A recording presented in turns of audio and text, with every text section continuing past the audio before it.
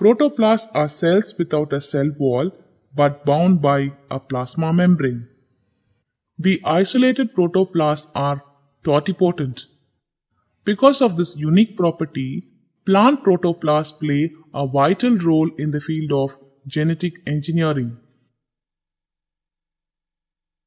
Protoplast technology includes the isolation, culture, and fusion of higher plant protoplasts, leading to the production of entire plants. A hybrid produced by fusion of somatic cells of two varieties or a species is called a somatic hybrid. This process of producing somatic hybrids is known as somatic hybridization. The first step in somatic hybridization is the isolation of protoplast. Let us see about the isolation of protoplast. Protoplast can be isolated from a variety of plant tissues using either mechanical or enzymatic methods. Let us see about the mechanical method.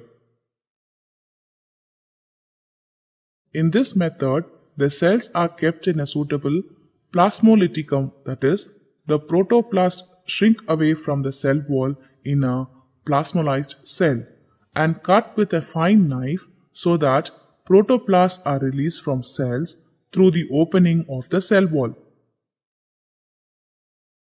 This method gives poor yield of protoplast and it is being rarely used. Let us know about the enzymatic method. Leaves from a 10-week-old plant are sterilized with 70% alcohol and then treating them with 2% solution of sodium hypochlorite for 20 to 30 minutes. The leaves are then washed with sterile water and subsequent procedures are done under aseptic conditions, that is, using laminar airflow chamber. The lower epidermis of the leaf is peeled off and the leaf is cut into small fragments. From the peeled leaf segments, the protoplasts are isolated. For isolation of protoplast, peeled leaf segments are placed with their lower surface downwards in a petri dish containing the exine mixture, which consists of 0.5% macerozine, 2% cellulose in 13% sorbitol or mannitol at a pH 5.4. Finally, the protoplasts are released and kept in the isotonic solution.